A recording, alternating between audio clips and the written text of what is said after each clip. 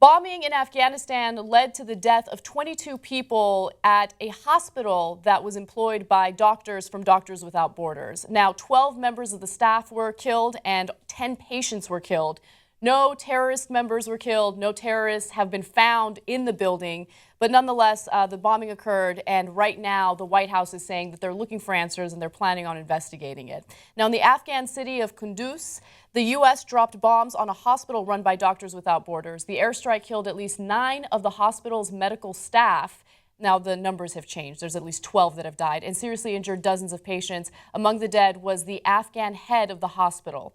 Also, for its part, the U.S. military in Afghanistan issued a statement acknowledging that it carried out airstrikes, claimed that they were conducted against individuals threatening the force, and conceded that the strikes may have resulted in collateral damage to a nearby medical facility.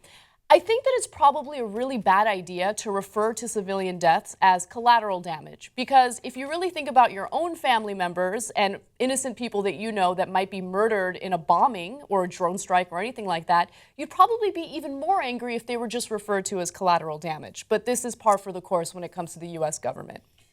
So we do this all the time. The reason we call it collateral damage is it makes us feel better. So when they kill civilians, they're no good terrorists that need to be further bombed, they being whoever our generic enemy is. And they do oftentimes, whether it's ISIS or others, kill civilians. So we say they're terrorists. When we kill civilians, well, obviously we can't put ourselves in the same category, so we have to come up with a different name. So like, for example, when the Taliban used to torture people in Afghanistan, they were torturers. When we tortured people in Afghanistan, we just did enhanced interrogations, right? So in this case, if your relative happened to die in that hospital, or you were a doctor in that hospital trying to save other people's lives, but don't feel bad about it. They're just collateral damage. So my guess is that's not really going to help anybody whose relatives died in that hospital. Now, of course, there are not only just a lot of people who think that our intent makes a lot of difference here, and the fact that we did not intend to kill civilians is a huge difference than, for example, the Russians who we're criticizing right now, which Anna's going to get to in a second. I would argue that it's not just some people, that is by far and away the conventional wisdom, that it's okay when we do it because we didn't mean to do it, whereas they mean to do it. Right.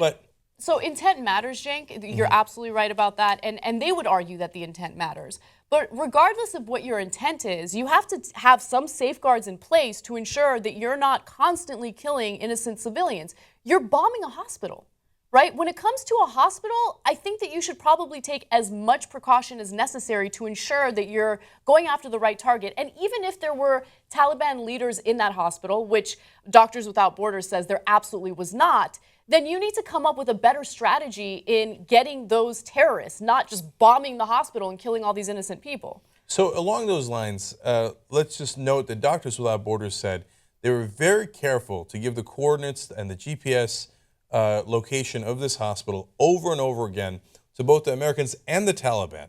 Now, they treat everybody at that hospital. They treat our wounded, but they also treat their wounded, Taliban wounded. Okay, because it's, you know why? Because it's a hospital, right?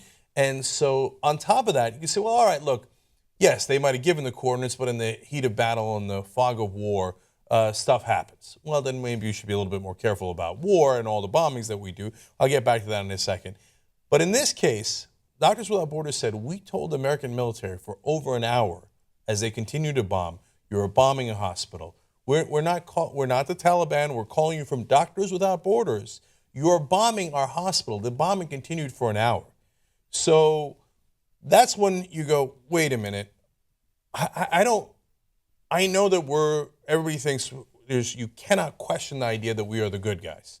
That's beyond reproach. We are the moral leaders of the free world and all that stuff. But I would ask some very, very serious questions about our intent if we're bombing a hospital for an hour and we knew we were bombing a hospital for an hour. That's exactly right. And by the way, President Obama says that he is not in favor of an independent investigation. He believes that a NATO investigation, a military investigation, and a White House investigation is all the investigation that we need to ensure that we right our wrongs and figure out exactly what went wrong in this operation. And I want to be very clear about that. The people who did this bombing was NATO, the military, and the White House. Exactly. So they would investigate themselves. I can guess what the answer is going to be. Oh, it was unfortunate. Yes, some civilians died, but we had all the greatest intentions ever. Golly gee willikers, we just happened to do it again. Now, when I say we happen to do it again, it's because we often accidentally bomb the wrong place. I hope to God, and I really don't know, because it really requires an independent investigation, that it is by accident. I hope that most of the time that it happens, it is by accident. Sometimes when we do it, some of our allies do it, especially when Saudi Arabia does it in Yemen, it does not appear to be by accident, right? By all the evidence that we have. But even if you think it's by accident, Glenn Greenwald, writing for The Intercept, had a great quote from Obama about gun violence, given his recent anger, very justifiably so, at what happened in Oregon. And the quote was, President Obama said, "This is a political choice that we make, to allow this to happen every few months." Mm-hmm. Boy, that's a great quote that Glenn put in this context. And there's even more coming from U.S. officials that shows the huge double standard that we have when it comes to foreign policy, when it comes to any type of policy that results in people dying, innocent people dying. Now, let's go to graphic number 4A, because this just shows you how common and how often it is that we bomb the wrong people, right? Which honestly leads to hostility toward the United States. So the strike on a hospital in Afghanistan just comes days after the Saudi-led coalition bombed a wedding in Yemen that killed more than 130 people. After days of silence from the U.S. government, which was actively participated from the start in this heinous bombing of Yemen, Ambassador Power finally acknowledged the wedding massacre, but treated it like some natural disaster that had nothing to do with the U.S. Terrible news from Yemen of killing of innocent civilians and aid workers urgently need political solution to the crisis. At the same time, after Russia made the decision to interfere with what's happening in Syria, she said this: "We call on Russia to immediately cease attacks on Syrian opposition and civilians. Civilian casualties will only fuel more extremism and radicalization." Oh, that's fascinating, Samantha Power. What about our foreign policy? So let's dive into that. So when people criticize Russia for going into Syria, I agree with them. So I think Russia is clearly trying to help Bashar al-Assad, who's a dictator, in getting rid of its enemies. They're using ISIS as a cover story for that. They're not actually bombing ISIS. They're bombing other Sunnis that are fighting against the Assad government. Now, other Sunnis also include al-Nusra, which is an al-Qaeda branch. I don't know if Russia's bombing them, and I don't know what our U.S. official position is on al-Nusra and whether Russia should bomb them or not.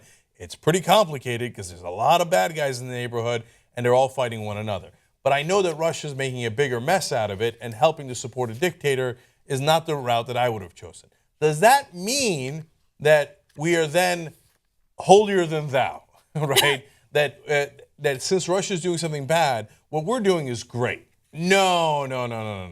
It's not the same, and I think you could make arguments that, hey, Russia wants to help its ally, a dictator. We do not want to help Assad. We are actually fighting against some of Assad's opponents, ISIS. But we genuinely don't want to help Assad because we're against Assad. We're fighting ISIS because we view them as a legitimate threat to the region.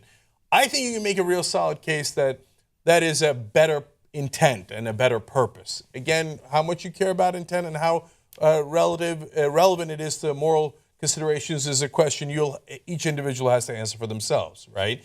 Okay, but when you look at the issue of what we're doing in Yemen, well, then really are we any better than the Russians, right? Because in Yemen, we're not bombing terrorists. Some of the people that our coalition, led by the Saudis, happen to be bombing could be terrorists, probably are terrorists.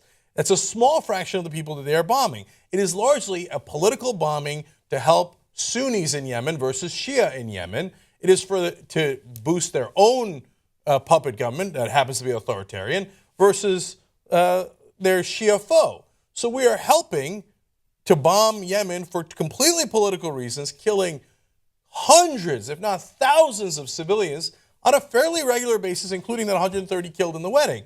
So when we help the Saudis do that, and by the way, we say, wait a minute, we are part of the coalition. And even the Saudi foreign minister said, what are you talking about? The Americans give us the coordinates.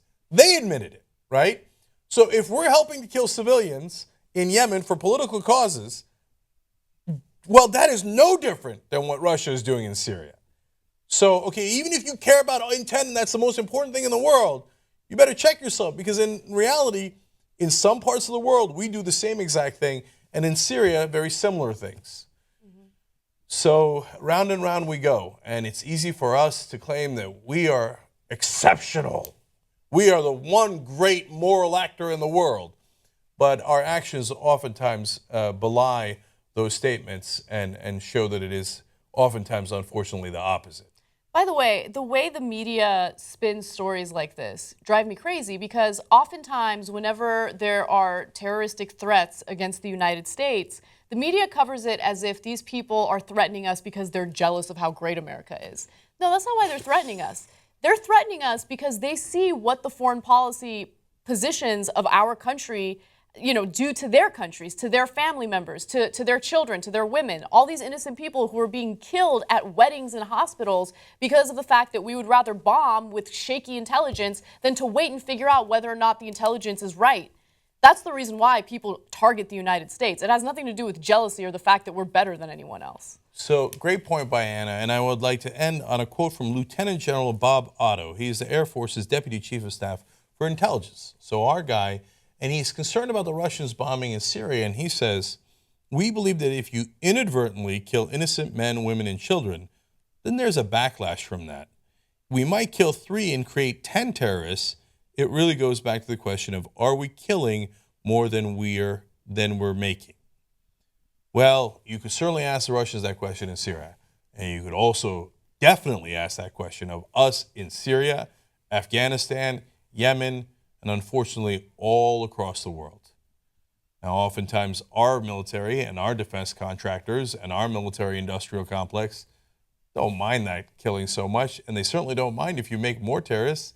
That's more weapons we got to buy from them to kill more of those guys. Oh my God, we inadvertently created more enemies that require more weapons, right? But then we, in our righteous indignation, turn to Russia and other countries and we scream at them from our glass house, "How dare you? How dare you?"